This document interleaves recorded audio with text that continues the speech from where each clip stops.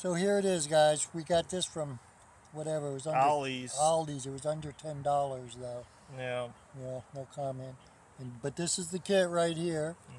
And cool. Oh no, you're not supposed to fill it up all the way, Robert. Whoa. Oh, we'll get out. No, stop.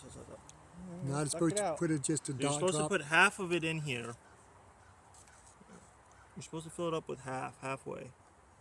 Halfway, okay. We're just getting out the excess. Okay. It's about halfway. No, keep going a little more. I think that's about it. I hope that doesn't contaminate your whole bottle. Nah. It shouldn't. Nah, And then you just screw it down. And that, when you screw it down, it creates pressure that pushes it in. Pushes it into the crack. Yeah, so it's got this little plunger thing. Right there, right see? here, you plunger it, you just put it in. Right. Push it down all the way. Yep. Wow. And then you start threading. Oh, you got too much in there almost. It kind of came out a little bit anyways last time. Okay. Last time a little bit was coming out from the top. And it did make it better, but it says to do it twice if it doesn't fill it up all the way.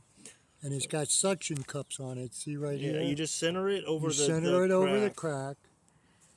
And then it just presses down. Some more is coming out. Actually, don't do that, Robert. Don't do it. No, don't do it. Okay.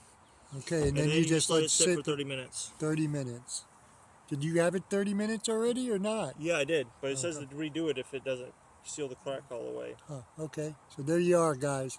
This is the... This one I guarantee it really Whoa, 3M kit. Sorry.